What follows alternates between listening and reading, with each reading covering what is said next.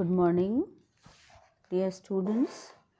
हम लोग हमारा paper monetary economics paper number 207, उसका एक बहुत ही इम्पॉर्टेंट टॉपिक है यूनिट 4 का व्यापार चक्र, थियोरीज ऑफ ट्रेड साइकिल्स, व्यापार चक्र के सिद्धांत।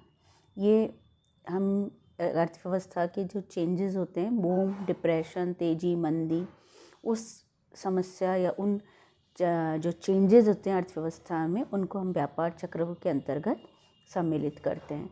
कि जो तेजी मंदी आती है, उतार चढ़ाव होते हैं, ये अर्थव्यवस्था की जो आर्थिक विकास की जो प्रक्रिया होती है किसी भी देश की, चाहे पूंजीवादी हो, समाजवादी हो, विकासशील अर्थव्यवस्था हो या विकसित अर्थव्यवस्था हो, उनमें सभी देशों में ये चक्र आते हैं। ये फेजेस होते हैं जो कि एक के बाद उतार चढ़ाव हमें देखने को मिलते हैं। जैसे उत्पादन, रोजगार, मूल्य, इन सभी में उतार चढ़ाव आते हैं। और सभी को नहीं कहा जाएगा व्यापार चक्र, बट एक साइक्लिकल फ्लक्चुएशंस जो चक्रों के रूप में आते हैं, जैसे रोजगार, उत्पादन, मूल्य, उनमें ही उच्चावचन नहीं हो, वो नियमित रूप से एक समय के अंतर पर लागू होते हैं। जैसे कभी तेजी आती है, फिर एक समय पश्चात वो पीक पर पहुंचने के बाद वो कमी आती है। तो जब हम लोग शॉर्ट टर्म ऑसिलेशंस की बात करते हैं या साइक्लिकल फ्लक्चुएशंस की बात करते हैं, सीजनल फ्लक्चुएशंस की बात करते हैं, रैंडम फ्लक्चुएशंस की बात करते हैं, ये सारी चीज़ें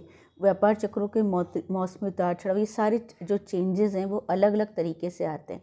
पर सिंपली यदि अपन इनकी परिभाषाओं के संबंध के थ्रू बात करें तो कीन्स एक जो अर्थशास्त्री थे रिनाउंड, उन्होंने कहा व्यापार चक्र का अभिप्राय एक अच्छे आने वाले व्यापार की अवधि जिसकी विशेषताएं हैं बढ़ती हुई कीमतें और बेरोजगारी का न्यून स्तर, और बुरे व्यापार की अवधि जिसकी विशेषताएं हैं गिरती हुई कीमतें और बेरोजगारी को ऊंचे स्तर से लगाया जाता है। तो कीन्स ने इसको इस रूप में प्रदर्शित किया कि जब जब कीमतें बढ़ती हैं और उत्पादन के साधनों को रोजगार मिलता है, बेरोजगारी का मतलब है चाहे उत्पादन के साधन, भूमि, पूंजी, श्रम, सभी को रोजगार मिलता है, तो सब कहते हैं बेरोजगारी में कमी आना।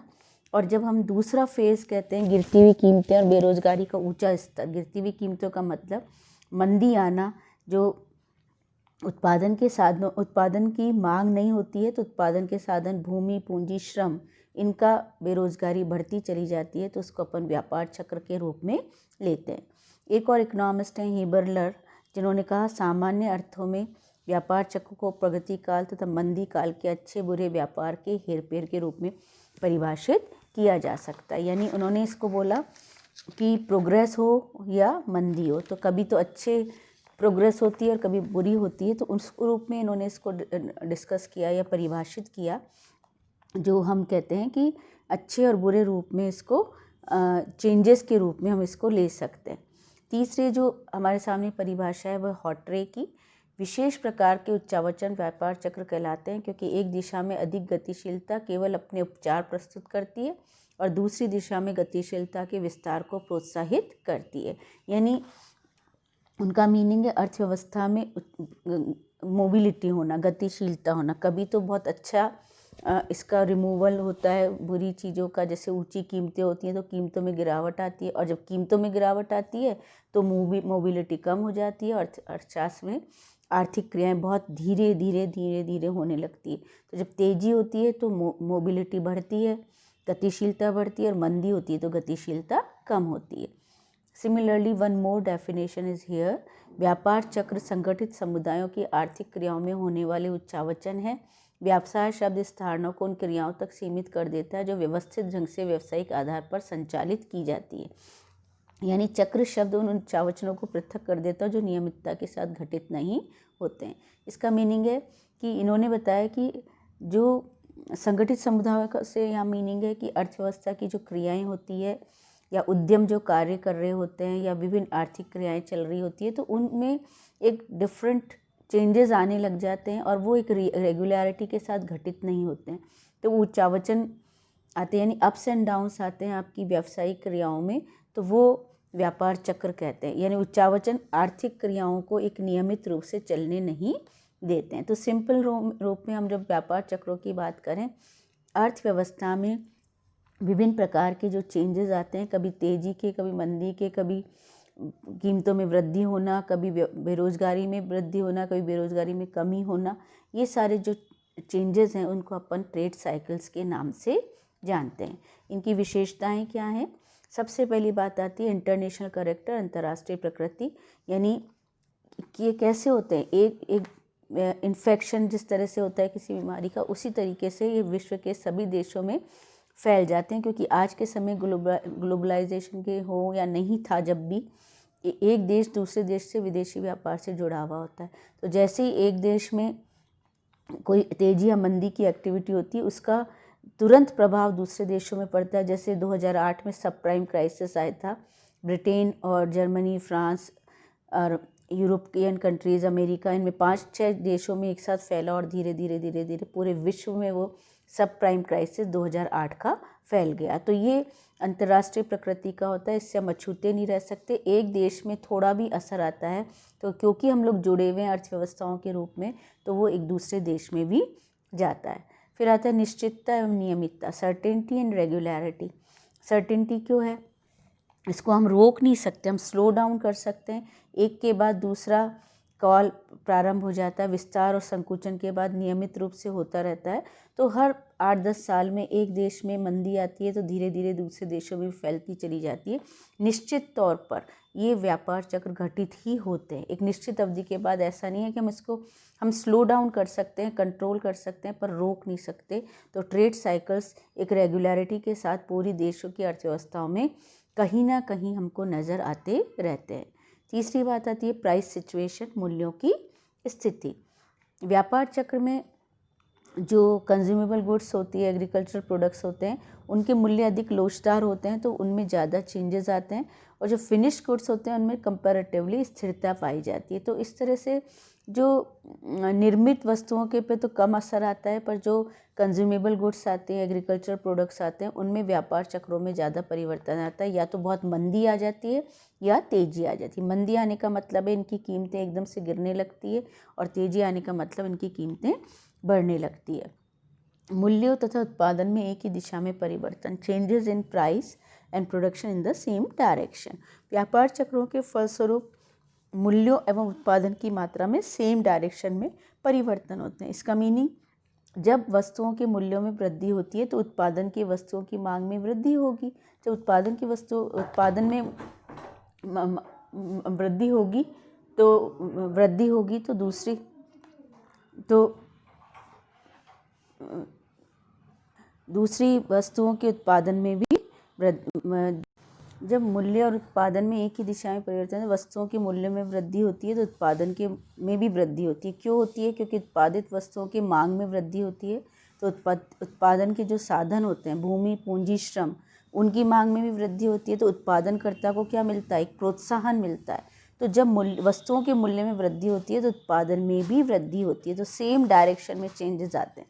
जब अपन मंदी की बात करते हैं, मूल्यों में कमी आती है, तो व्हाट हैपन्स, डिमांड में कमी आती है, और डिमांड में कमी आने के कारण जो उत्पादक फर्म है, जो कंपनी है, उसको अपने उत्पादन में भी कमी करनी पड़ती है। तो दोनों में सेम दिशा में, डायरेक्शन में परिवर्तन आते हैं। असमान प्रभाव, व्यापार चक्रों का सभी देशों और व्यवसायों पर समान प्रभाव नहीं पड़ता। ये तो है ही कि जैसे हमारे सामने एग्जाम्पल है कि 2008 में जो मंदी आई थी, उसमें भारत जैसा देश जो विकासशील है, हमारे पे प्रभाव कम पड़ा था, क्योंकि हमारी अर्थव्यवस्था में स्मॉल सेविंग्स को हम ज़्यादा प्रमुखता देते हैं, और हमारी अलग तरह की अर्थव्यवस्था जो हमने उसका फेस किया। पर American economy, British economy, France, Germany, इन कंट्रीज़ में जो कैपिटलिस्ट कंट्रीज़ हैं, उनमें इस पर प्रभाव बहुत ज़्यादा पड़ा था। तो उनकी अर्थव्यवस्थाओं में रिसेशन आया था। तो ये नहीं है कि सब पे समान प्रभाव पड़ेगा।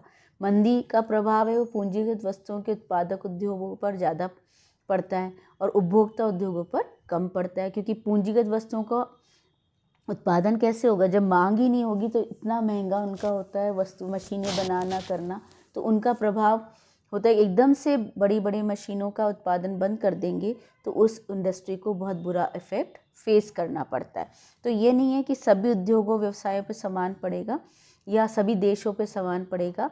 इसका जो प्रभाव है अलग अलग तरह की उद्योगों पर अलग अलग प्रकार से पड़ता है। समक्रमिकता, सिंक्रोनिज्म का मीनिंग क्या है? कि ये एक समान रूप से क्रमिक रूप से प्रभावित करते हैं उद्योग व्यवसाय को। जैसे तेजी होती है तो सभी क्षेत्रों में तेजी आती है, और मंदी आती है तो पूरी सब तरफ मंदी आती है। जैसे उद्योग और व्यवसाय एक दूसरे से जुड़े हुए होते हैं, कहीं पे रॉ मटेरियल सप्लाई हो रही है तो उसके जो प्रोसेस में एक से दूसरी इंडस्ट्री लिंक्ड है, उन सभी इंडस्ट्रीज़ पे इसका प्रभाव पड़ेगा। और दूसरा इसका साइकोलॉजिकल इफेक्ट भी आता है कि एक तरह के उद्योग और व्यवसाय में जब मंदी आती है तो उससे रिलेटेड जितने भी सब्सिडरी इंडस्ट्रीज़ हैं, सभी जो प्रोड्यूसर्स हैं, जो बिजनेसमैन हैं, वो एक तरह के उनके दिमाग में टेंशन हो जाता है और वो उस चीज़ के प्रति बहुत ज़्यादा कॉशियस हो जाते हैं। तो मांग कम कर देते हैं कि हम इस वस्तु की मांग ना करें, जिससे कहीं ऐसा ना हो कि पैसा फंस जाए, ब्लॉक हो जाए और हमारी वस्तुओं की मांग नहीं हो।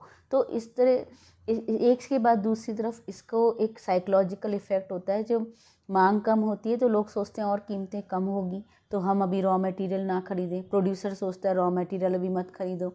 जो बनाने वाली प्लांट का जो हिस्सा है वो सोचता है अभी बनाओ मत, क्योंकि बाद में और सस्ता होगा। और तेज़ी होती है तो सोचते हैं बनाया जाए, जिससे क्योंकि और कीमतों में वृद्धि होगी। तो बढ़ती हुई कीमतों में वृद्धि को हम अवॉइड करना चाहते हैं, इसलिए हम लोग क्या करते हैं कि इसको सोचते हैं कि अभी अवॉइड किया जाए। तो तेज़ी और मंदी का जो असर है वो एक सिंक्रोनिज्म में चलता रहता है। सब उद्योग और व्यवसाय एक प्रकार से प्रभावित होते हैं। तेज़ी होती है तो सभी क्षेत्रों में तेज़ी आती है, और मंदी होती है तो सभी क्षेत्रों में मंदी आती है। तो इस तरह से जो व्यापार चक्र है उनके फीचर्स क्या हैं? ये इंटरनेशनल कैरेक्टर रखते हैं, सर्टेन होते हैं, प्राइस सिचुएशंस में परिवर्तन आता रहता है, changes in price and production in the same direction, यानी एक ही दिशा में परिवर्तन होते हैं, और अलग अलग उद्योगों पर, अलग अलग व्यवसायों पर अलग अलग प्रभाव पड़ता है। और ये एक समक्रमिकता का मतलब है सिंक्रोनिज्म रूप में एक तरह प्रकार की इंडस्ट्री के और व्यवसायों को एक प्रकार से प्रभावित करते हैं, और दूसरी प्रकार की इंडस्ट्री और दूसरी प्रकार के उद्योगों को अलग तरह से प्रभावित करते हैं। तो इसमें सिंक्रोनिज्म भी हमको देखने को मिलता है। तो ये कुछ विशेषताएं व्यापार चक्रों की है।